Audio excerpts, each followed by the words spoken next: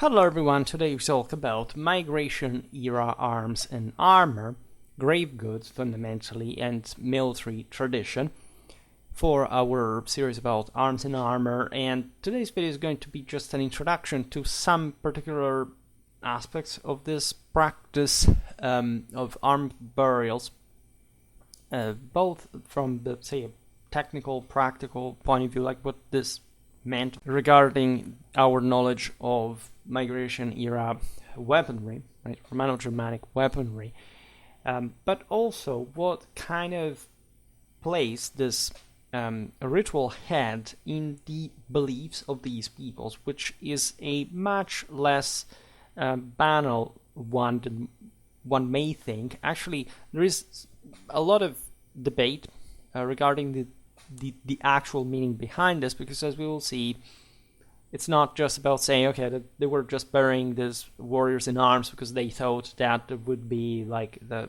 final battle at the end time, at the Age of the Wolf and the Ragnarok, and so these guys had to be, were resuscitated and were, because there are many implications regarding the connection with the burial, which, as you know, was a pre-Indo-European thing. Right, the originally, like we hear, oh my God, the terrible meek Christianity took away weapons from graves. What a terrible thing! Like the true warriors of antiquity were buried. The true warriors of antiquity were not buried. Like the Indo-European hero par excellence, first of all, is cremated, but there is a level of properly of donation to the deities of the underworld, and so the finite transient ones of the chthonic telluric dimension that we see had prevailed, like as far as the burial rituals were concerned, even among like Indo-European populations after their settlement in Europe. And this poses an important series of questions that are not simply like, I don't know, what were the sumptuary laws of the Romans as opposed to the sort of less regulated society of the Germans and all this kind of stuff. They did compenetrate each other, as we will see, but the religious meaning regarding like what was the point of a true hero who had transfiguring capacities to actually have to have actual material weapons with him in the afterlife, in a burial, right? So something that was not meant to have transcended actually the say the fallen dimension. That's of course, like you could immediately answer the question here. Of course, there had been already by this point a fall in all pagan cultures in the idea that the individual could truly transcend, like essentially could save themselves alone, and or could achieve this in a way that would reject like the most, if you want, superstitious, telluric, pre-Indo-European sort of Pelasgian mentalities that all of these populations at some point had sort of rejected, refuted. And this requires, in fact, many other videos on the history of religion, on tradition, and I'm planning to do something about this because there is also the doctrine of the three souls, which is I think is very deeply connected with, in part, the survival of this practice, at least still within the idea that this was a degenerated custom after all, but that was connected, of course, to especially the second soul, that is also, because of its in Trinity, as you know, the one of the warrior, and as we've seen also in the video about the Sol Invictus and this status that does not belong nor to man, nor to gods specifically, God, etc. But it's slightly more complicated than this as well. I'm not going to make this video again history of religions 1, but it's important to bear this in mind because I've seen from quite a while, like on YouTube, this sort of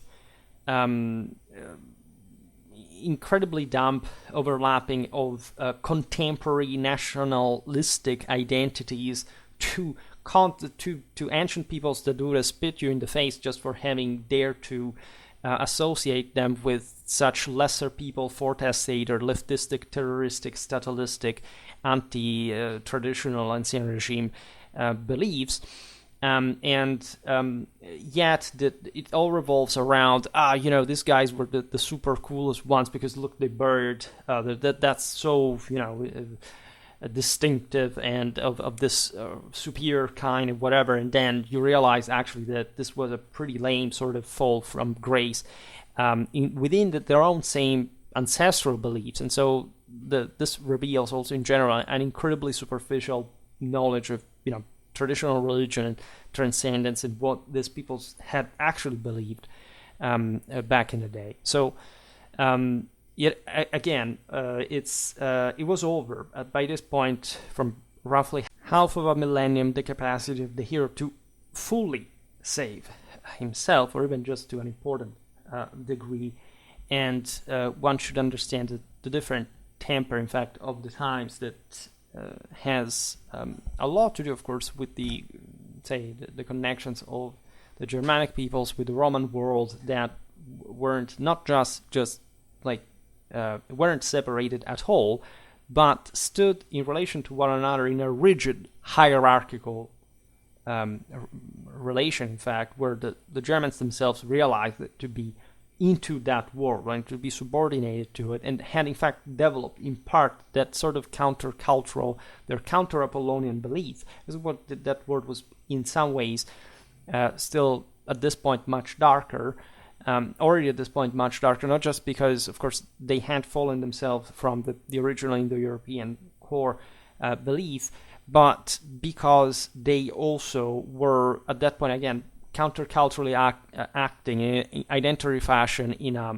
if you are, say, if the empire if the Greeks, the Romans were the most Apollonian in all the mythologies by the common era, then we have to be the guys who actually tear this down, and so we will acquire certain characteristics that are opposite to that. You see this often in sort of contemporary politics, right? It's not about actually having a firm belief, but just essentially taking positions opposite to what your rival does without even grasping that there is a higher level of political gaming that you're not seeing. But again, that's unfortunately what the masses are basically always about.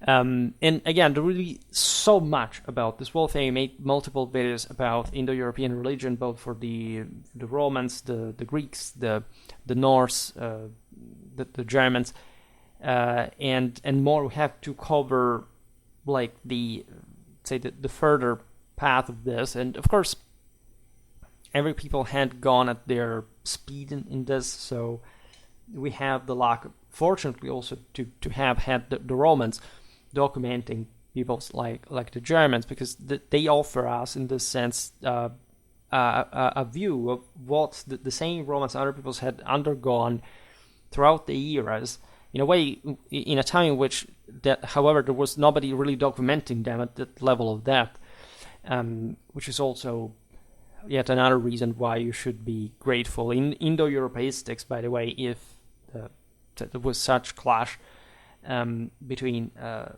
populations, and not seeing this dumbly as, again, one of the two should have not existed, because I'm from the other side, and therefore I pretend that that's just what counts, right? This is, in fact, the greatest mistakes that prevents you from understanding this very aspect of the same burials and their meaning, because we must accept, again, this degree of degeneration over time, all the various layers, and you can't act as if it's typically fourth estater to identify into a human standard, an absolute divine one, right? None of these peoples originally believed that anything existed except God, meaning that all what existed down to, for example, the human level was by definition transient and divisive, not just divided, and so worthless. So try to say this to all these imbeciles today that just identify with whatever they think that their ancestors were, that,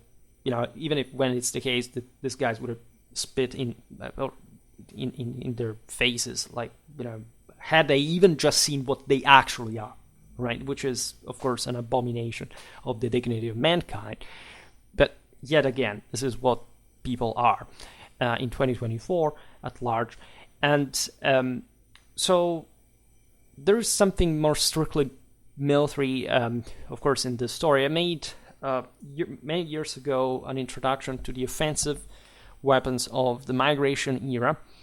It's a bit of a dated content indeed, but we have made recently also something more. We're resuming the Arms and Armor series recently. In fact, for some greater attention to this sort of material, technical side of the story that, as Clausewitzians, we tend to underestimate in favor of moral forces, but of course wouldn't be, again, that can't be one without the other either in this context. This is literally how, in fact, people saw this, like, say, the technology, matter being something artificial, like literally a prosthesis that humanity had to use in order to make up for the fall, right? And so that's the Promethean myth, etc. Because war is, of course, fought with by man, but also with the means of offense and defense. And qualitatively and quantitatively, such means are, of course, the mirror of the technical development of the society that produces them, for example, but also and especially of the broader military customs of the peoples that employed them, and that, in fact, are the ones that truly make weapons. Never make the mistake in history of science and history of economics to think that technology makes tactics, right? Tactics makes technology, right? And if the latter does something to tactics, it's at a minimal level, right? And so you must understand also why these guys used specifically this kind of weapons. There are also other aspects, for example, the role of the initiatives and the reactions that both the individuals and their communities express together with properly constituted power. During the migration era, this takes on a very important meaning because, as you know, there was a very violent, brutal, say, change from the previous fundamentally sedentary background of these populations. All of a sudden sort of started to be on the move, and like with a major upheaval internally from a political and social point of view. All right.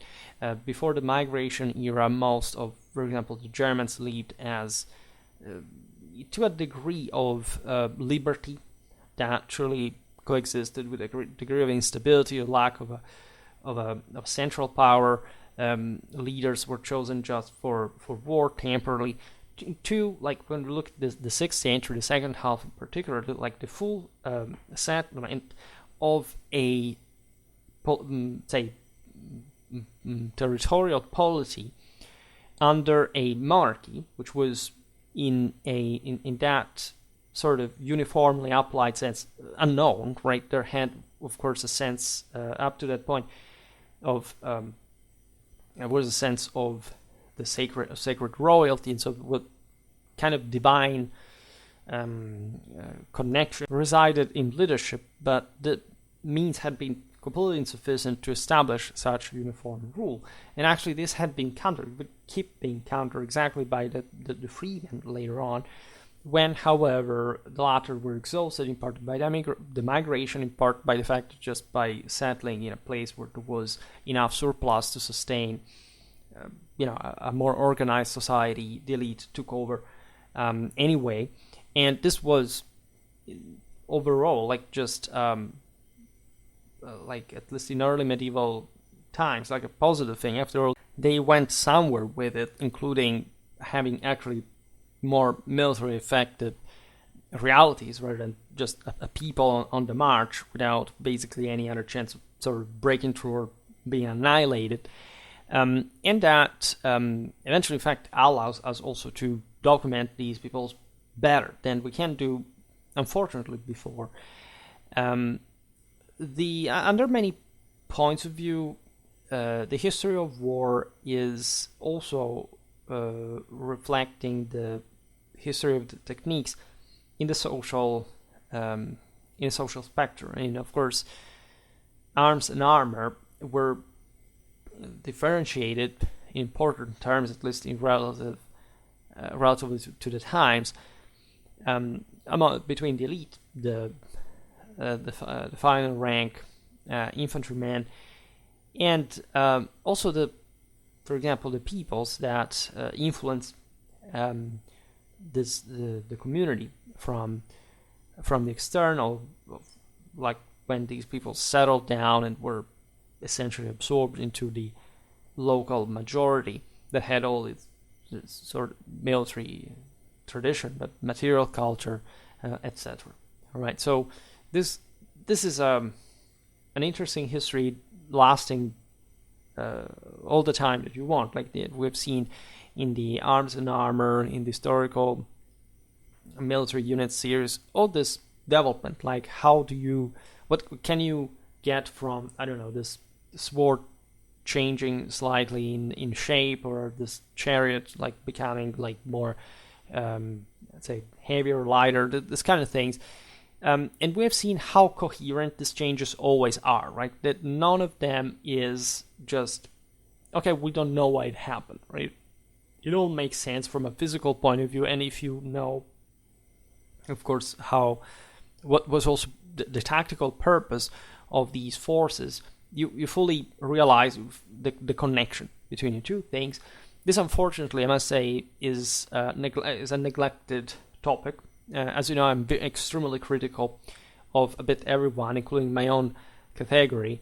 I don't think very highly of archaeologists in general. I don't think very highly of humanists, reenactors. I don't think very highly of fellow historians like me. And much of the reason is, even though historians are the best, of course, that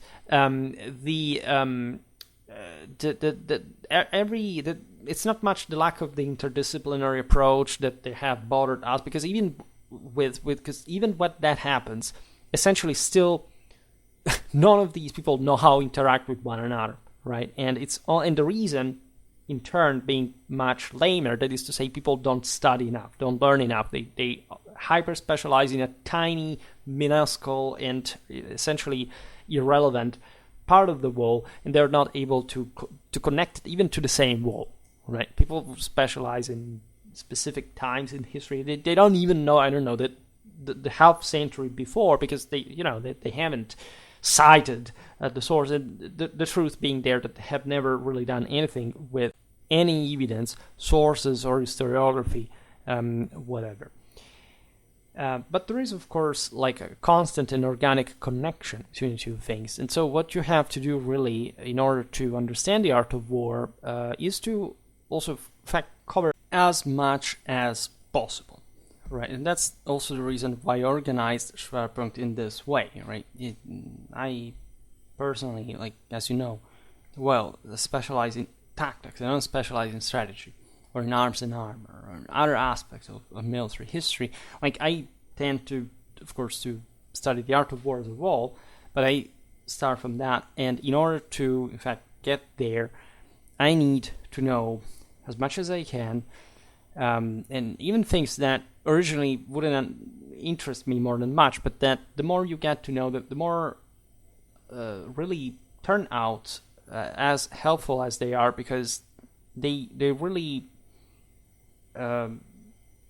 support like the entirety of the picture, like, and they are never out of place in this sense. And the only way to improve is to continue doing this over and over. Of course, there is some method that I try to provide in some ways, but that also depends on what kind of work you're doing, because you can't just talk about the art of war. At least it's such a gigantic enterprise as a whole that you must know your limits, right? And especially in a professional context. Now, speaking of the migration era armament proper, first of all, we have to get one specific aspect of the war. Like, we can't say that we don't know how migration era weaponry was, right? But we always have to picture, first of all, that we know less about the warfare of, and really the details, right, of, for example, Germanic warfare compared, say, to one of the Roman West, where these peoples would settle. But especially that the type of evidence that we have on, this case, Germanic armament, in their material remains constitute just, of course, a part, doesn't matter how important in relative terms, of the whole weaponry was used at the time. This is particularly important for all that issue that I often discuss, refer to. I plan to make a video on it because, at least a more detailed one, of my direct experience with the interest subjects here in the probably lack of knowledge of how people actually fought individually, and how this is actually the least important thing of all. Of course, my criticism is towards those who say, I wield a 6th century replica, and therefore I know how they fought. No, you don't. Right? You don't, by definition. And you are not in a moral and physical context, also a collective one, to replicate how those weapons would serve in an actual combat in which you have to actually kill people, which has nothing to do with what you do in here. And again, I have to make so much content about this. It's useless even to not even when you have fencing treatises, you can't really see or necessarily how things really work. And at least you know that there are different. There are problems doctrinally at this point, because of course white still is used, and there are ways and ways of doing so. We can reconstruct today, but also what it means to be actually out there and to do things is another story. In any case, of course, units, tactics is by far the most important, and unfortunately we don't know too much about this. For Romano-Germanic times, we have scattered hints here and there. Actually, this type of warfare was relatively, I wouldn't say simple or primitive in the absolute sense. Of course, these peoples mostly fought as any other had done right in the previous centuries, and like pretty much everybody did in the first place. Yet we cannot often reconstruct battle tactics. It depends on which, again, culture is writing, what kind of interest, but you know that generally speaking, we have very few about the early Middle Ages, and aside from Procopius, Agatius, Gregory of Tours, also the epopee of Beowulf, right, or juridical sources like the Lex Alamannorum, we're not really told how sort of battles went. We can sort of derive specific information, and again, put that together. This is what historians do, and it's very complex process, and it's not just detached from reality. Again, knowing how to beat someone today in 2024 with a replica of with guy dressed up with how they were at the time has nothing to do with integrating relevant information on the most important thing that happened on a battlefield, that is right actually battle lines, fights by collective fighting, maneuvers, etc. We are, however, endowed, fortunately, with some relevant iconographic, but especially archaeological source. And so, as we were saying before, like, we know at least relatively well what, of course, weapons were.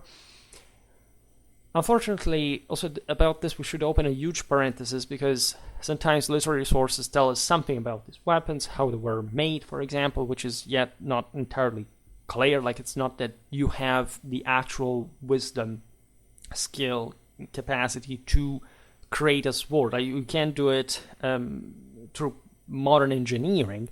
You can understand a lot from the, say, examination of the same finds of the time, but the actual technique and how people would really do it is something that you have no idea of, and that especially you cannot replicate even with the technologies of the time, because these technologies are ingrained in a context that can, again, use very different means that have nothing to do with the context that they were using. There is a lot about sort of good weapons, of course, that also survived, that were more treasure preserved, but there is a lot, for example, in terms of cheaper quality, and about lots of other weapons that simply wouldn't preserve themselves, listed in the shaft, etc. But it's not much about that. It's about the fact that our evidence, just like for example for the genetic one, is unsatisfactory to have, other than the historical, the written sources that are the true basis for everything, including military history. Always, archaeology is virtually irrelevant to this. Can tell us how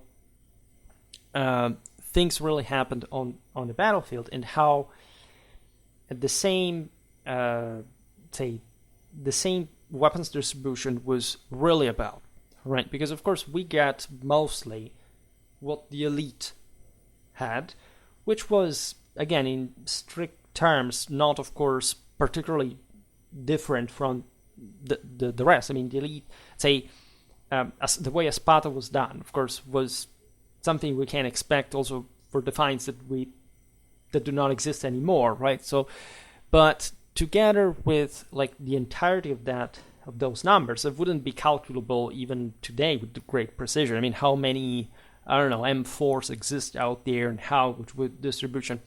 It takes a massive study of, say, global proportions, the scattering, the general like merchandising, the trafficking, etc. That we cannot know about those times. So it's just always, in a quantitative and qualitative sense, always a guess at best. And so were we to reconstruct things, how were, for example, these armies supplied, right? The problem of like passing from the Gemeinschaft, that in theory, and even at that point, in fact, in theory, provides with their own armament, to some, again, political territorial reality in which there is a king, in which there are cities, in which there are international, like more, say, rationally controlled and regulated commercial traffics, local manufacturers, organization, etc. It's all something that unfortunately we don't know about. We find some hint here and there, but unfortunately we will not be able, unless something all of a sudden changes everything in a metaphysical sense, how things really worked at the time. All right, and we don't know even things like, I don't know, you can make all the replica testing that you want, but what would actually like an average Germanic warrior look at this point? That's the point, right? Nobody cares about what physics does if you do not have the actual context in which this is used and for which purpose, right? So you could have, I don't know, weaker type of armor that sort of invalidates the general thought that we have regarding how arms and armor interacted with one another. My best take, actually, as far as I've seen throughout all my medieval sort of warfare experience, is that arms and armor were as good as neutralizing one another. And so although it is true that, of course, swords were not meant to simply cut through armor as that, and of course they would have still had their employment for much softer targets, as most people, especially in the early medieval battles, were unarmored. Say things could get a bit more dynamic depending again on the quality, on the level of armoredness, on the different aspects that should never be underestimated into real warfare, into often much more desperate situations than we can normally think. Think about how the differences between the iconographic and archaeological sources are, however, still coherent. In the broader picture, there is the series about historical regional warfare, in which we list all sort of the iconographic archaeological evidence of, say, of relevance, at least for looking at influences between the various regions, and we hardly ever notice something that, in fact, is eccentric from, at least in that, towards the directions that we know, like that kind of the local warfare was taking towards the others, in reciprocal exchange. Yet we can't verify most of the iconographical evidence, because things, let's say, that on archaeological level seem relatively more, in fact, say, of course, real and following sometimes what may appear in a sort of standardized pattern. If you think about this period, like the Spada is pretty universal in itself, but how much else did exist? The other day we talked about pole arms, and we are not documented, for example, about the development of those weapons, not until pretty late in time. Yet we know that also in these centuries these weapons existed, but for example were not so well represented, say also iconographically, or preserved archaeologically, because they were not used by the elite. So there aren't so many and big surprises from this background, is what I'm saying. But what matters in terms of the actual function of these weapons, and for the general tactics and organization of the time on the field, well, that's another story, because we don't know the proportions numerically between one another. We don't know, of course, we can't quantify the moral ones, if not just by other broader indicators, say, seeing how relevant was cavalry, for example. And this time is like the affirmation, especially in the second half of the 6th century, what was happening socially. Again, we can grasp this from the Romano-Germanic laws. We can appreciate it from, I don't know, one story from Gregory of Tours talks about a knight. At Similia, we have great sources like even the Strategicon of the Pseudo-Maurice. So there is a lot, but it takes time to measure everything, because when you realize how complex and big the system actually was, the early Middle Ages weren't a wasteland, right? And the more you realize how much we miss to have a properly complete picture of the world, and this again is takes on ever more important couture as far as we think the broader military organization, the fortifications, and especially the political connection, like the social implications of this organization, how much it cost, what this meant also comparatively from one kingdom and another, etc.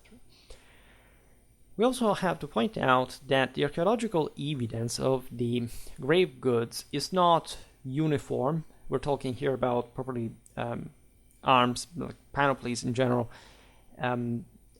within the same Germanic peoples, right? We see, for example, an important amount of, say, a different amount of evidence that between them. The Franks and the Alemanni, for example, are fairly well documented in their grave finds. The same goes, but at sort of a different also a different time, because the different times in settlement did, and especially in the former lands of the Roman Empire, allows us largely also to know much more about these finds, because their elites were becoming more powerful, and so they would leave these trades. So this is true in a different way for the Burgundians, the Anglo-Saxons, the Longobards, that were also differently stratified peoples, right? Just to make an example, when we look at the Longobard and the Gepid grave weapons, we realize that this is an important take, that since the Longobards had much more, like much better equipment down the lower burials, right, the average Arimanus freeman type, including Sparta in some important quantity, and the Gepids instead had a very rich elite, but actually very poor, say, common graves. We realize that the Longobards that also won the war against the Gepids, and this is not just what had to happen forcibly because of this indicator, but was surely like contributing, like the Longobards' social cohesion, right, and compactness, this freemen that had an important level of autonomy but participating in a essentially more or less even way, like in personal wealth, having a substantial armament compared to the average file rank gaped warrior. That's something that you can positively use to frame the entire situation, the second half of the 6th century Middle Danubian reality. Even though, again, we know really few, right? There is a lot, as you know, about the steppe influence for the peoples who had stayed longest under the Huns, and as opposed to those populations that had already settled in under Roman rule. And further injections, we see that the elites were the more internationally receptive, as always, and there were styles that, albeit not really varying dramatically across Europe, were, however, more easily, and exactly because of this lack of other complexity, like frameable within the influence of this or that other people, right? There was a, if you look at, for example, Central Europe, like there is a massive, archaeologically speaking, area of homogeneity across the Frankish, Thuringian, Lombard world, but you find, for example, among the latter group, certain finds, certain iconography that make the Lombard elite was self-representing itself in that artistic fashion, like looking dramatically close in arms and armor to, say, the Avars and pretty much any other elite that stretched from the Pannonian steppe to the Bering Strait, right? And so that must be interpreted. We don't have like the quantitative measure out there. We have to search for else. We have to search for ethnonyms, and we have to search for type of zootechnical capacities of these people, directly, indirectly. And so, again, it's much more complicated than it seems. Early medieval warfare can be covered with some degree of completion because there is naturally less evidence from compared to other periods before and after, but this doesn't actually make it easier, right? As a matter of fact, those fields in which there is and there is less evidence, right? Those periods where you have just less sources, very often are more subjective, at least academically, scholarly, to debates that, in my opinion, start diverging from practical reality, meaning that there is a sort of an abstract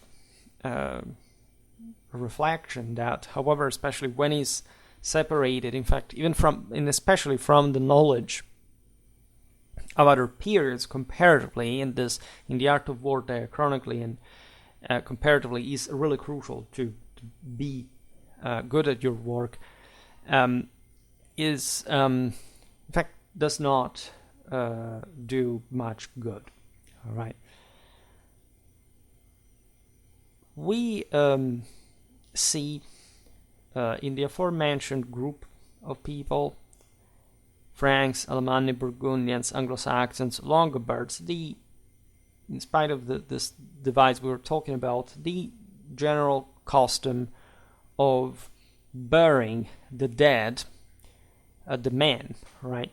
Not just with his best clothes and his jewels, for example, but most famously with his arms, right? This was a typically pagan custom. We will see now why the Christians essentially prohibited burying men in arms. There would be a gradual difference. Again, the wealth here there is just a window, right? It is the one that we can also distinguish those peoples from, like springing out of Central and Northern and Eastern Europe. to say, okay, these are the Burgundians, these are the Lombards, these are the Franks, right? We know, thanks to historiography, not thanks to archaeology, who was who, because archaeology does not have tag right back in the day, but we have also just few information that I talked thoroughly about Lombards in depth about this, like location, their migration over during the centuries, etc. That gives us a fairly accurate picture of how things went, but we literally do not know more, right? So we can't just attentively, in a world where pretty much all warriors were armed in the same ways in the previous centuries, to this especially, that does not allow to pinpoint exactly who was that guy, right? Especially considering the war banders that roamed around, the phenomena of agglutination, of incorporation of different groups and more, right?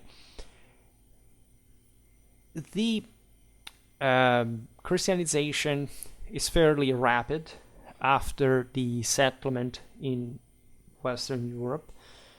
These peoples do not have problems in getting Christianized, so most of them were already Christian, in at least they were open already from centuries and centuries to the religion of the empire. Mostly we were hinting at their relation with it before, so that's not the point.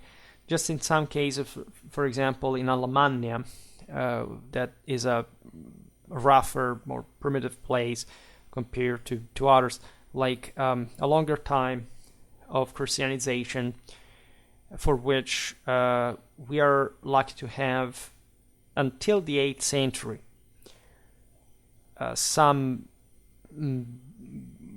panoplies, right, buried still for our evidence, right? But just, I don't know, we don't have much Carolingian evidence, for example. We don't have much Longobardi evidence, aside from the early days when they still buried their men in arms. So everything, even about the famous Carolingian Brunia, for example, nobody really knows what it technically was like. We find fragments, something like that.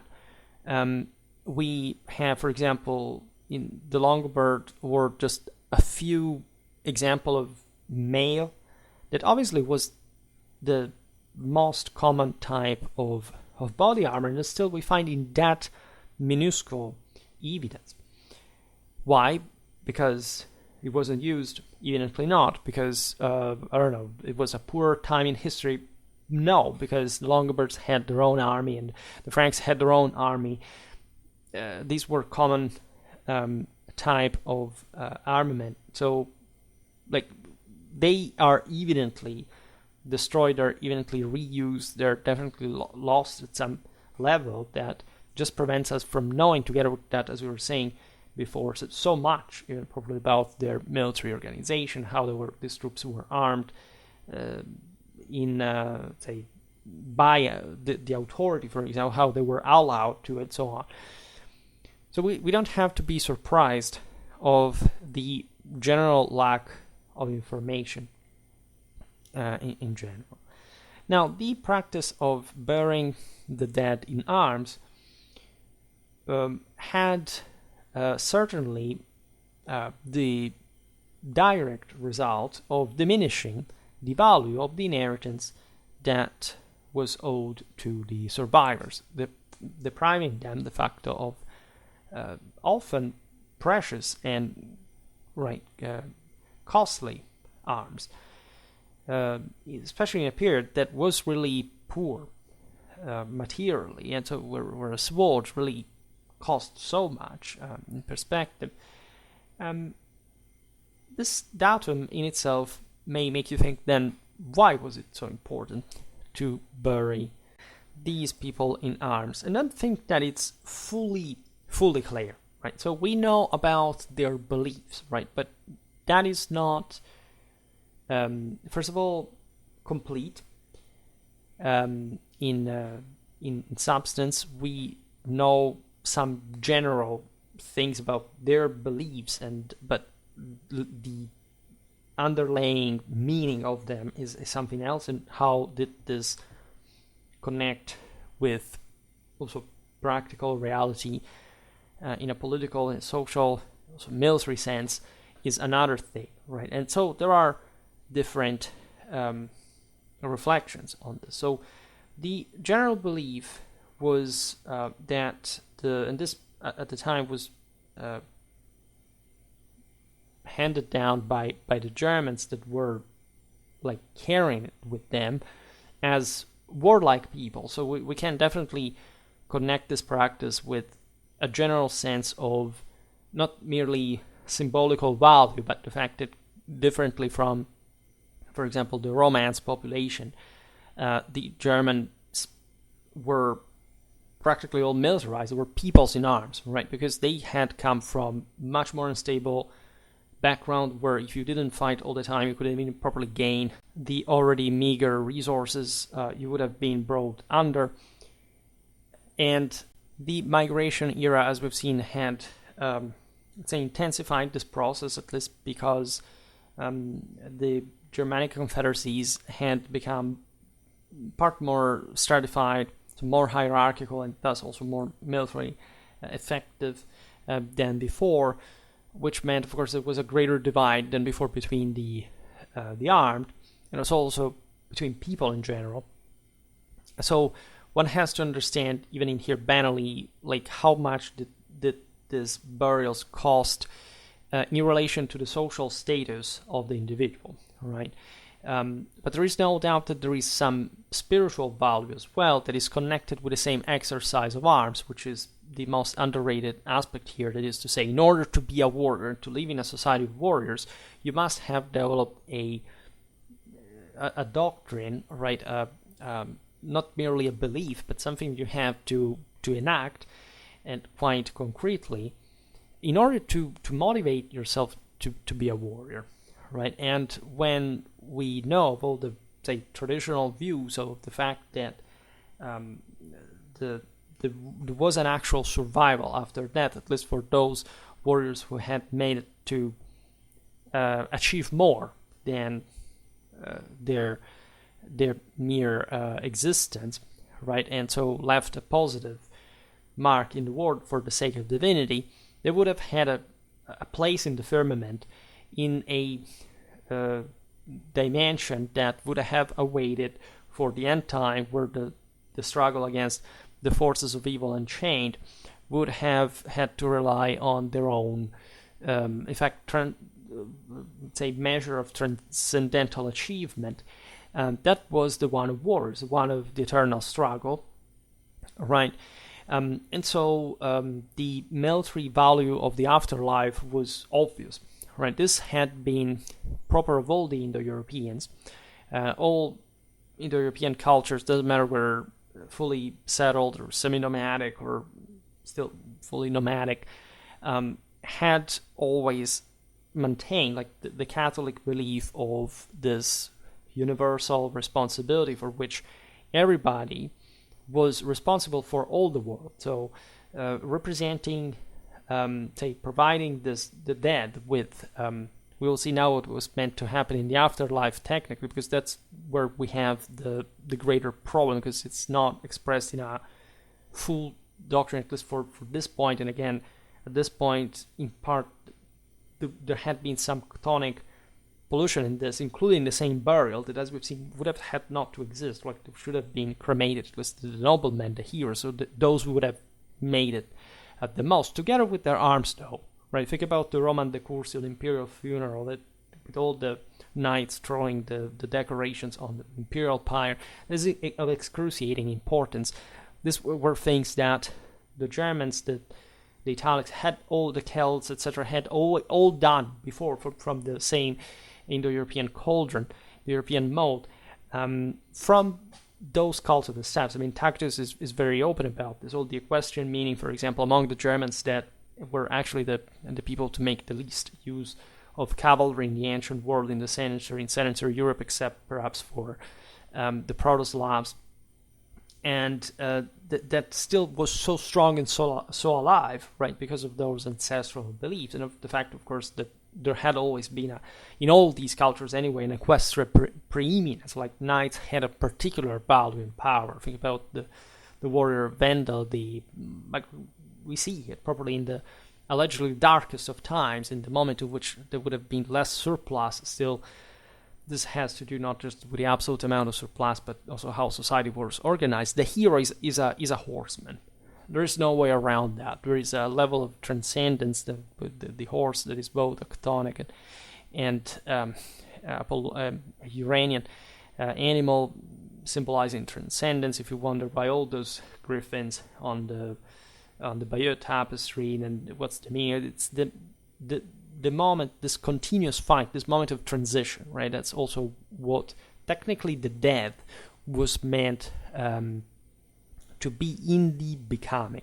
And again, this aspect of the becoming, the Wird, in the Germanic word, that had to do with the same, think about the Thika, right? That originally was literally the will of the hero / god, right? And then came to be some sort of fate that more or less these warriors are subjected to. Like, you find this already in Beowulf, etc. There are some sort of hints at that. Like sometimes, like the hero can, let's say the warrior, this sort of heroic dimension, but as you see also in the Nibelungen Lied, like subjected to a malevolent fate, like something that basically is the same sin and imperfection of the hero. Thus, is not really God, and that's how much they had lowered their expectations over the millennia.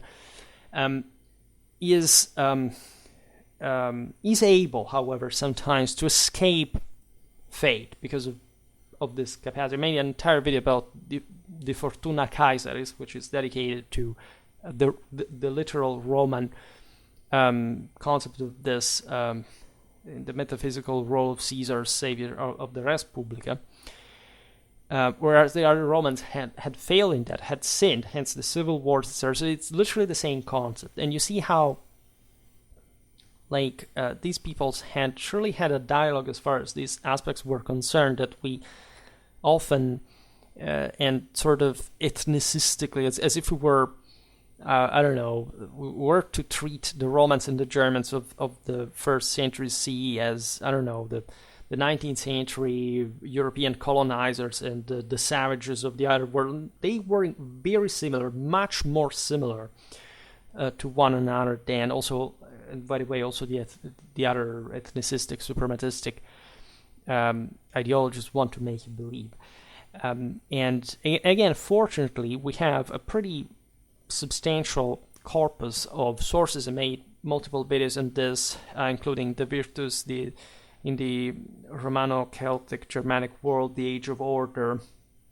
I made a video about the Barbarus et Miles, like the common sort of idea of comparticipation to the Catholic Empire, but both the Romans and sort of the Germanic auxilia, and also the Germans that fundamentally believed, and legitimately, so to have taken that part of the imperium had pertained to the parts of Rome that they had control, they had come to rule on. So it's actually a much more metaphysical, theological, and existential point that we should make in all this. But again, back to the point, say, how were these weapons relevant? Especially considering that the Christians, but also the Romans, because the Romans, the Christians, here the pre-Christian Romans had established some sumptuary laws for which they were trying to prohibit the aristocracy to gain too much power, which is eventually not a success. But the same happens among the Germans, you see. Sumptuary laws to avoid the thesaurization of wealth into the tombs. So essentially creating a sort of treasure that would be just the possession of privates in their mausoleums.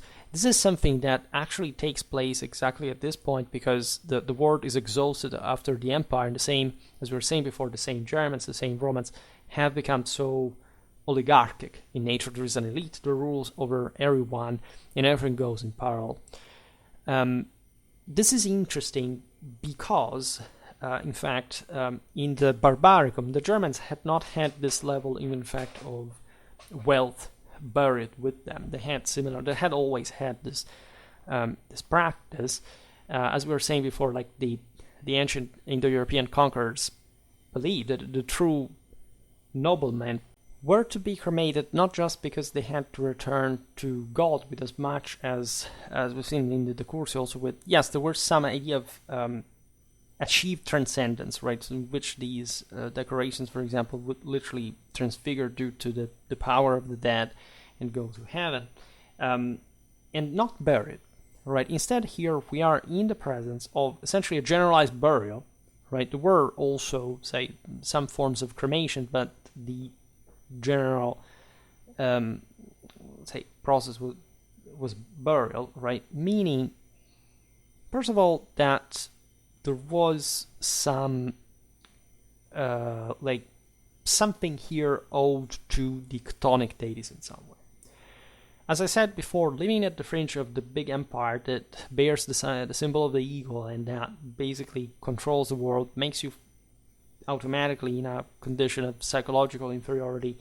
There is a much greater, it's gloomy spirit, like in the Celtic, Germanic religion. In part, this actually is connected with the closest contact with the idea of the way of the left hand, and so the path where the fire of death places, and so the sense that life was so violent, brutal, and miserable that, in so many ways, like the initial spark of reaching hell in order to transcend it, right, to evoke the most.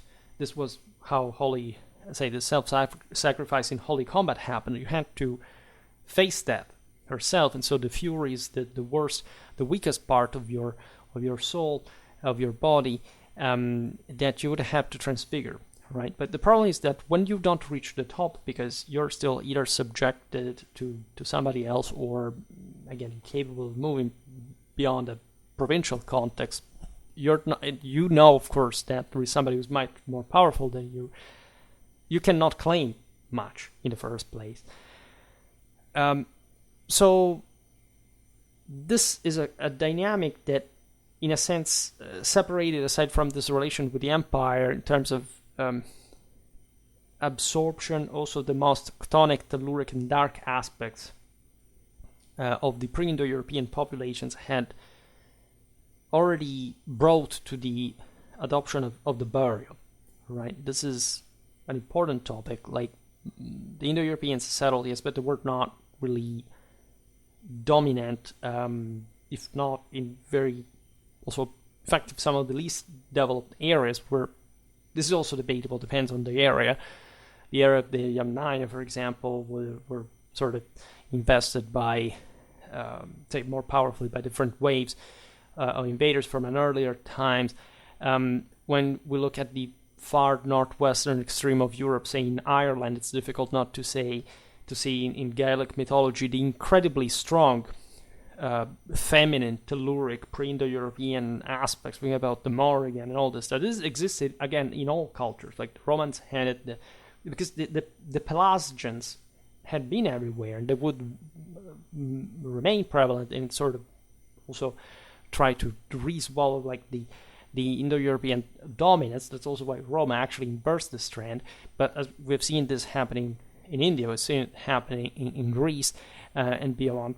And this was also proper of the Celtic world, was proper also the Germanic world. In fact, what bothers me really is how these cultures are taken as some, especially by supremacists. It can be of any kind, right? There are for every people for that matter, but as if these were the unspoiled treasures of the purest Indo-European. No, right? Exactly, because these elementary indicators, like just burial, is conclaiming macroscopically how tellurically accepted. They had been like sort of betraying some of the most fundamental notions of the true Indo-European tradition that already at that time had been degenerated, really had been betrayed by the continuous fall of all these people. So not knowing Catholic tradition always makes you fall into this pretty dumb rabbit hole in which you believe that there was just one people who was better, except they weren't, because the Celts were wiped out by the Romans and by the Germans, and so nobody really understands there what is there to be proud of in strictly Aryan terms. But the real point here is much deeper. It's trying to understand to what extent this concession to the deities of the underworld, so these forces that were in fact the product of the fall from the one immanent spirit of heaven, the Godfather, had been made by these populations. Because in the simplest forms, in fact, of the fringe areas, you realize that darkness corresponded to some superstition as well. And we do find in these words of many references also to, in fact, feminine deities of the underworld, telluric forces connected with properly like strictly earthly dimension. They're always ambivalent to some extent because they all also, in theory, come from heaven, but their materialization in that fashion really was the symptom of their sin. And so this dichotomically negative pole that, however, is always needed also to achieve transcendence, to fight against. And the idea in that is that there would be some sort of materialistic superstition as well connected with the burial in arms, right? In part it would be social reasons, say showing off, right? The really creating some sanctuaries for your own people, of your own clan. The underlying belief was still the correct one, that is to say that the dead was to live, of course, in the afterlife. Actually, there wasn't even properly in a strictly traditional sense an idea of death or any loss of control, also on the material side of the story. There were three souls technically, but to make the long story short, the idea is that the victorious warrior that had achieved some degree of transcendence would have continued to have some, in fact, physical power on earth, right, from his heavenly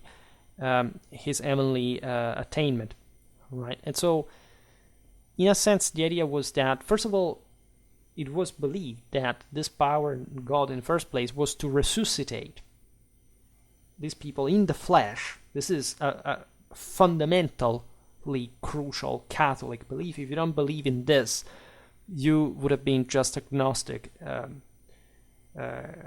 heretical. Indo-Europeans massacred people who believed in these things. Just for making you understand the point, the separation of the spirit and matter would have equated to the existence, in fact, of a negative pole that was not the absence of God like in the Catholic tradition, but an anti-God of some sort. This is what the Gnostic also believed. That is a complete heresy that completely obliterates the uttermost Indo-European military belief that you can transcend, you especially must forcefully transcend the fallen material dimension through your own same material dimension, because you're a fallen kind, right? You have incarnated. The world has been created after the incarnation of original sin, and so if you're not able to reverse that, you're a weak loser who cannot do anything for the world. It's just basically, as Gnostic believe, just a pawn in the hands of two macro gods that oppose one another, in which you're just practically nothing. And instead, the view of the hero was coming back to be God and bringing back together the world to the one. So including every material aspect, it was just the product of this. of the disintegration from the original unity. Right, so this burial in arms was a way of saying the guy will, it's not that he will, but because people mostly say it in this way, like, this guy needed these weapons for the fight in the end time. Yes, but it's not a fight in the end time happening separated from today, from the world, right? These are the means that you want essentially this warrior to, as weapons to wield again when there will be an actual battle, right? The problem with this view is that you were essentially giving a dimension to the attainment of this warrior. You weren't saying this guy has in himself the power to transcend death, at least to some extent, and so this goes beyond our personal understanding because we're still from this side and we haven't achieved that. And giving him material means at his disposal, we're just saying as if he would have needed them anyway, right? His attainment was primarily spiritual because it's that dimension that can transcend materiality. And even though matter is a part, say in reverse is come out of this transcendence in the negative direction, you're, yes, technically contributing to the guy's will, but still essentially connecting this to sort of materialistic superstition. That is to say, as it was strongly believed in these cultures that were quite superstitious in many ways, that is just being close to the soma, the bodily remains of this hero would simply provide you just without too much further, say attainment from your side of part of his power, right?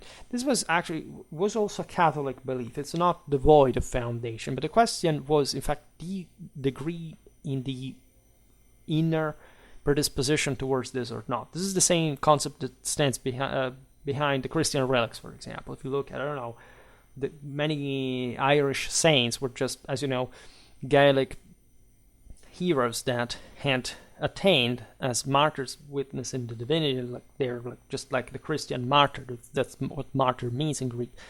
And having been buried, right, in those mounds, they would become like the ultimate step for sort of pilgrimage that would have had to. There were all some rituals practiced,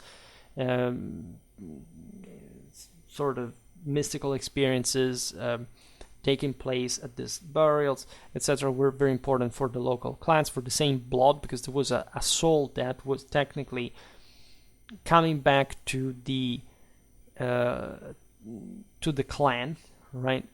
Together with the sins and the achievements of the guy. This was so important because nothing could be cancelled in that sense.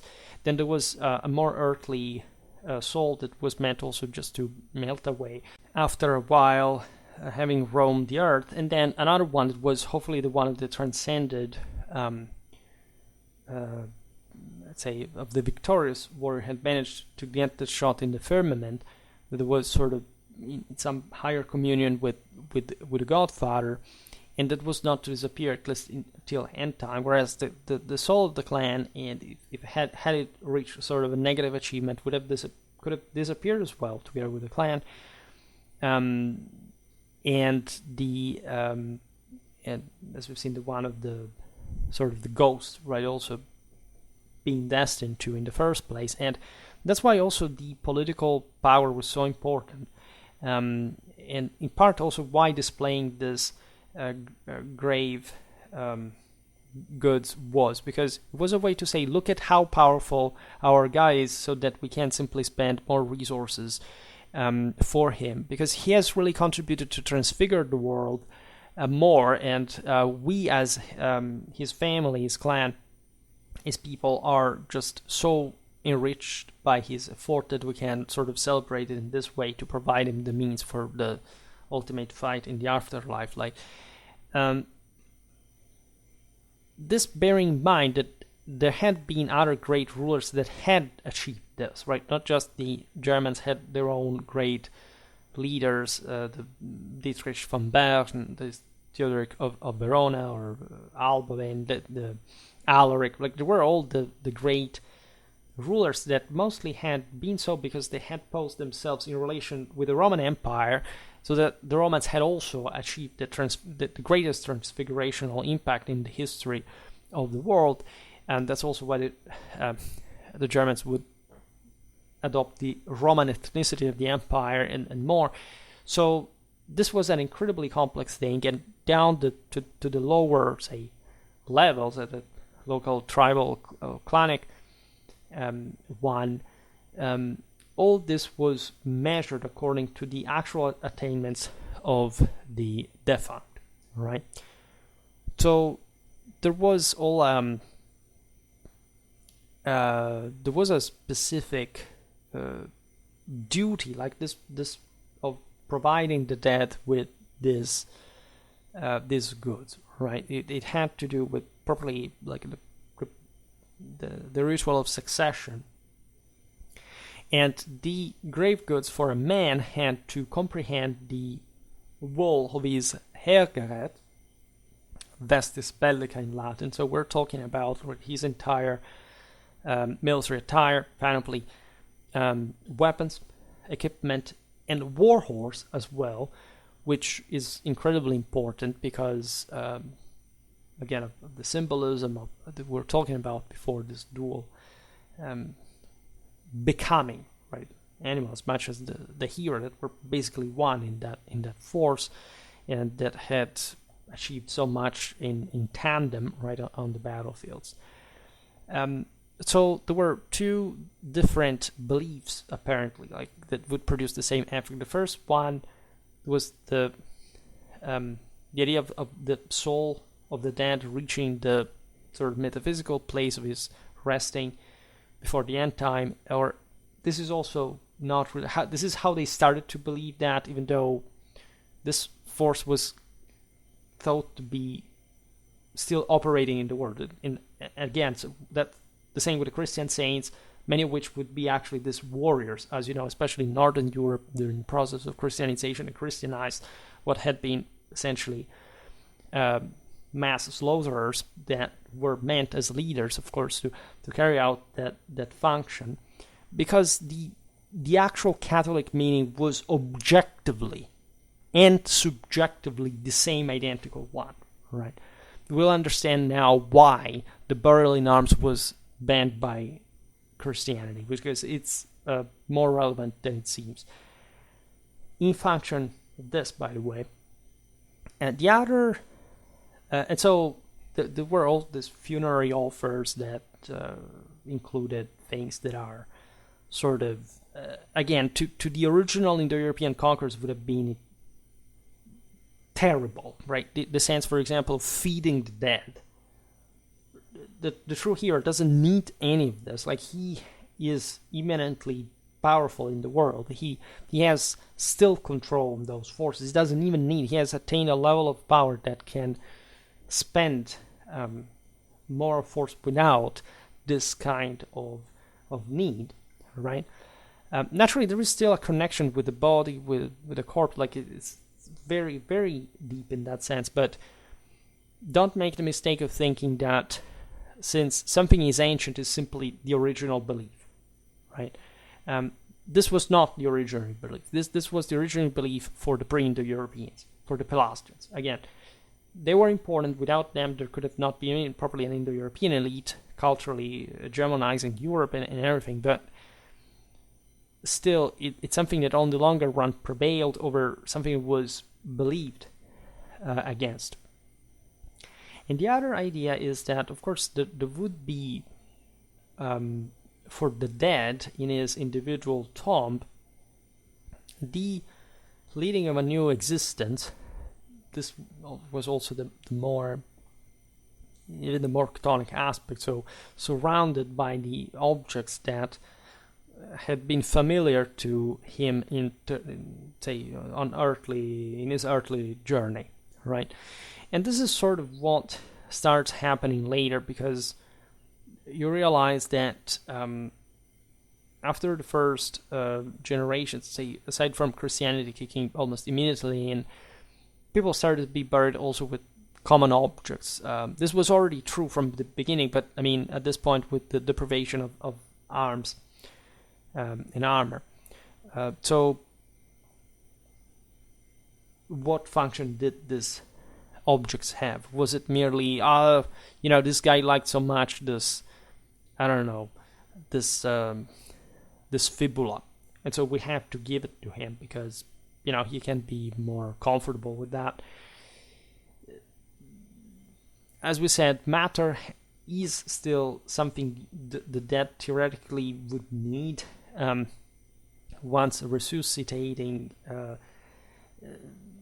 at some point, but just why it's close at hand. I mean, death is so beyond in this, and the afterlife attainment of the soul is so beyond this material aspect. That's why Christianity began to see this aspect as a sort of materialistic superstition, and hinted at, let's simply bury their remains and then the soul will do everything. Actually, Christianity was reinforcing a much more originally traditional belief in that sense than this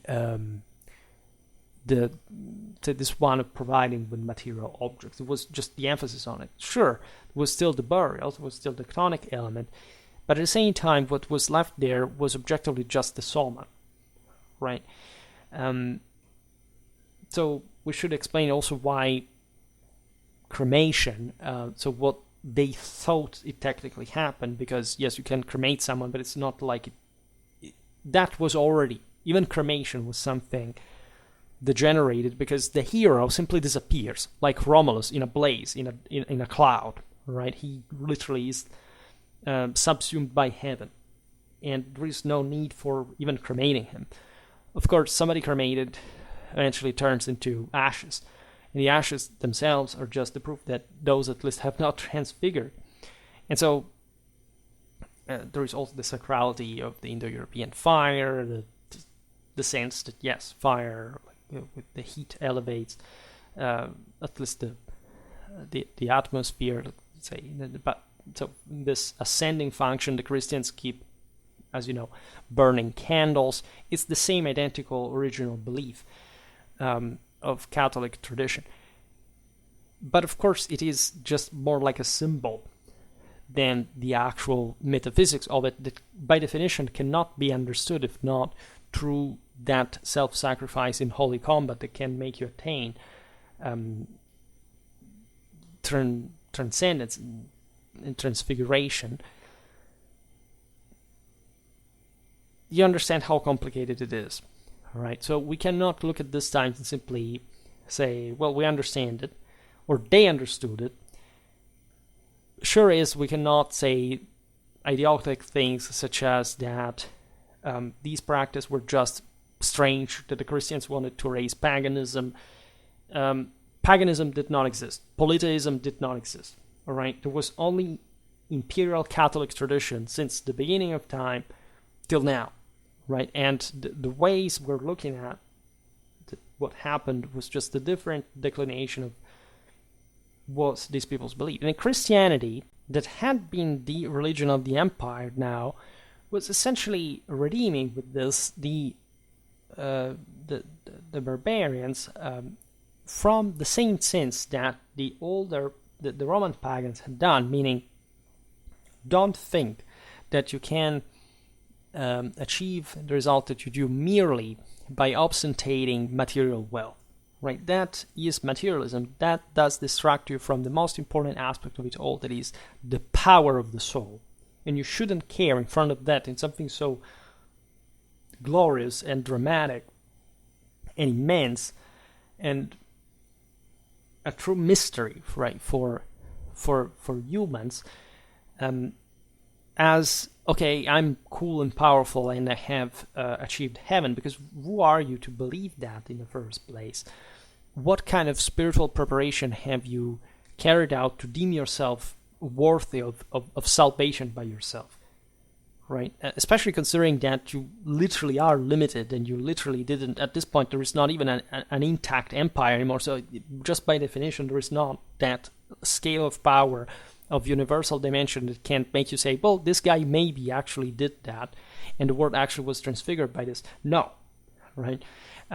So there is, I made a video about the late antique paradigm shift regarding this reinforcement of the spiritual dimension that Christianity carried out towards the Roman Empire. It's the same thing that Buddha did towards the Vedic tradition, right? These were all came from a military conception of, let's say, rejection of the fallen standards of the time to reboost the strictly spiritual preparation of the whole. And this is what Christianity is doing here. So this use, right, especially also, as we were saying before, is particularly connected with the elites, because imagine even the Germans coming from the Barbaricum. They had never had so much wealth as much as they had when they were in the Roman lands, right? And as such, we know it very well. Look at the Merovingian world and the skyrocketing of the monarchic elite and all this stuff. In parallel, by the way, with the great power that the elites had in Roman Gaul, had also sort of exaggerated this power ostentation. Like in the previous centuries, there wasn't all that wealth properly to even sacrifice sensibly, right? Together, considering the doctrine that was just exposed, with the realization that that wasn't enough, right? That maybe, yes, there was let's say, a more spiritual dimension that really mattered, and surely there was some deeper feeling, as we were saying before, in the realization of the possibility of attaining an important ascetical standard, even in the simplicity of a primitive background. But as we have seen as well, these were just scattered tribes, just fighting for their lives. By the way, largely next to an empire was much bigger and eventually more accomplished. So their view of this would have been also different. So in the 6th century, you see the generalization of the burial in arms, because it was proper for the conquerors to have to be able to display that much, right? Considering their attainment, the fact that they had been, as a group, part of a conquering people, that there were their social differences within them, but at least it was so worthy that at least if you were a freeman, you didn't have to work technically. At least this was ideally the traditional belief. Slaves would have worked for you, and so you were rich enough. You could. Some people killed slaves and buried with them, by the way. Consider that also in the Germanic tradition, in the older Indo-European ones, the woman dies with the man. The woman does not have a purpose anymore after she has been properly become one through marriage, childbearing, and she dies with the man because they are only one, right? And the way to attain that transfiguration passes only if they remain together in death, right? As you know, in part in India, this thing survived, and it's the same identical thing that happens, for example, to the Teutonic, the Cimbrian women when they are slaughtered, like when they kill themselves rather than ending as slaves in the hands of the Romans, because they had to die. Now their men had been massacred together with them, right? And this is terrible, but I think it's also one of the single most beautiful things ever. The fact that union is indissoluble, that you have that the male and female are meant to be one and more powerful and transcendental as one, as opposed to like the disgusting view of today of just two separated atomic monads that happen to interact for some reason, feeling just validated by mere material contact and not taking a sacred vow of eternal union, right, in life and in death. Like this is how fallen people are. And then don't complain if I start talking about the fourth estate and the lesser people, because this is I don't know. I think isn't it self-evident? I mean, let's be honest about this. So there is also a Roman influence. We should point out, because of course the wealth that these burials display have to do in part with some Roman practice that is, however, at the same time like the one of a Christian burial, at least without arms. There is some display of power. There is some display, for example, look at the tomb, the wealth of it. I mean, the Romans did care about this. There were sumptuary laws regarding how much you could bury with the dead, as we've seen. But also this society is aristocratic, as in the following centuries will increasingly be so. As you know, there would be lots of monastic, ecclesiastical foundations just by private means. That was the equivalent of a private mausoleum. And it's in part a continuation, even an enlargement of the burial in those forms, reflecting in part also the gradual digression, because again it's just matter after all, and so it's not very humble to do in front of the spirit of God. That is the thing that matters the most. But let's say a monastery costs much more than a panoply, right? So you can see in part how there were different semantics, like saying, okay, I don't bury myself in arms because that seems to me just too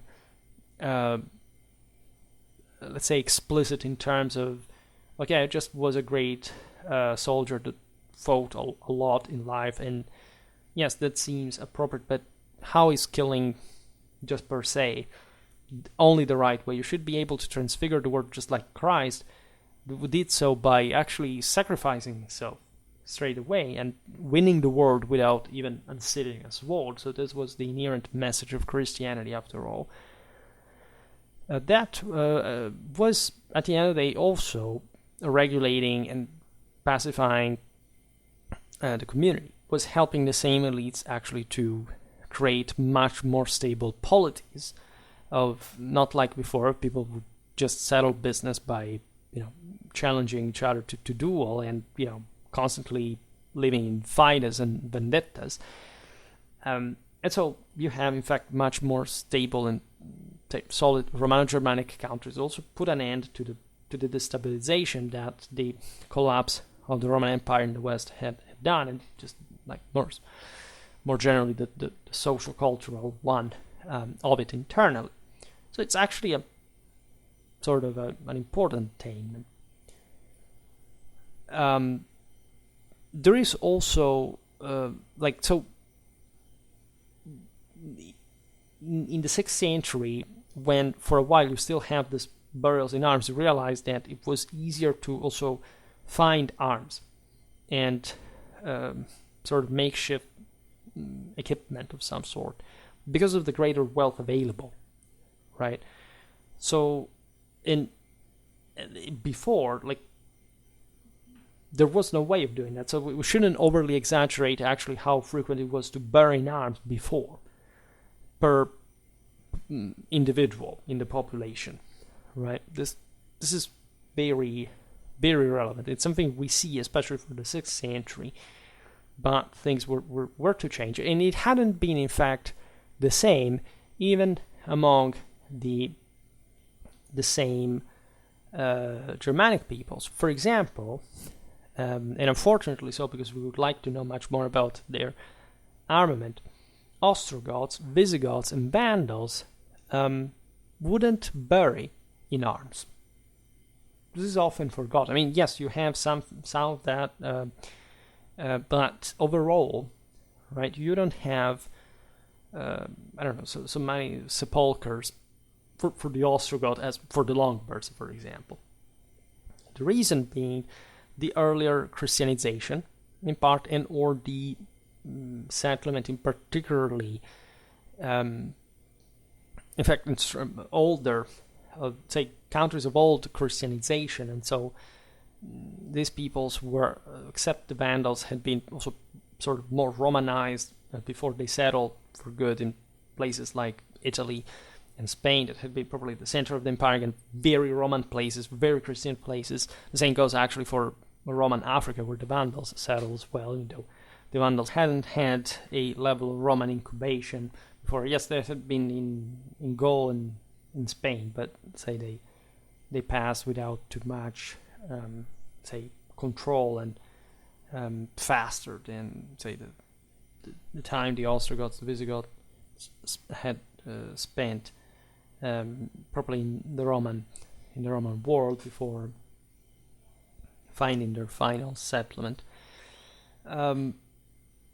So this is yet another relevant aspect. It's as if the peoples who had remained in sort of, at least in part, some of the more closer to the barbaricum in many ways, and less influenced by Roman and Christian cultures, would remain more connected with that sense of, say, materiality that, as we explained, was probably also part of a more, say, concrete, say, a greater trust on arms because of the more military, say, the military background that they were coming from, but possibly also connected with a greater consideration of the tectonic forces of the underworld, which were typical of that sort of gloomier northern Eastern European reality. There's no doubt, of course, that, however, the burying their dead in arms also corresponded to being, very warlike people, which doesn't mean, again, that every warrior was actually much better than, I'd say, at this point. If you look at the Roman army, they're basically the same. There is an elite that is sort of professional de facto, and then lots of, say, semi-professionals. At least these migrating peoples would be semi-professionals as long as they settle down. So semi-professionals as if they were factually field armies, right? Just like the Roman one. So that's where you find exactly the same parallel.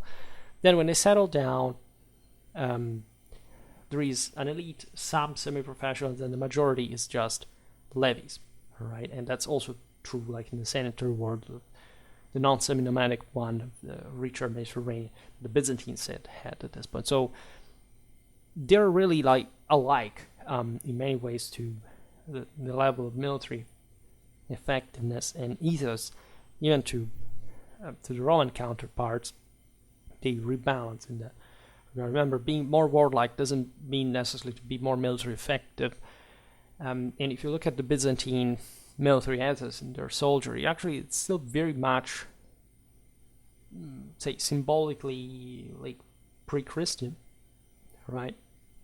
They're literally obsessed with Achilles, with the Iliad. They care about that glory, that material side of the story as well, that of course could not be erased. Like what Christianity was trying to do was, in fact, attempted in terms of fixing, say, the souls, projecting them, in fact, more towards the spiritual dimension, not the earthly goods. And this is a rhetoric that was pushed very much also, like for the elites, in part, in fact, for the same military ones that were meant to be inspired by higher purposes. And so there is a lot of this. There is a lot of, if you read Gregory of Tours, or if you just even have throughout all the Middle Ages, the idea of how, in fact, Christianity had to comfort, had actually properly to train, to indoctrinate the warrior to be that more brutally effective,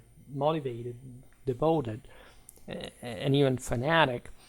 The more you realize how not just these mechanisms were all functional to one another, but how, of course, there were ups and downs connected with the degree, for example, of exhaustion, for example, of civilization, or softening up of people after settling down, or various social, political issues connected with, again, who takes over, the elite that becomes ever more powerful, ever more mounted, right? That's a very important aspect of the story. There is no doubt that the picture here is so articulated, and therefore when you look at archaeologically just at the minimal part of the found tombs, that is, by the way, in turn, even just a narrower part, that is the one of the presumed ridge, right? You realize how limited our, say the strictly material side of the story is to explain history in time, in space, and in just existential condition, right? The best witnessed armament is perhaps the Frankish one.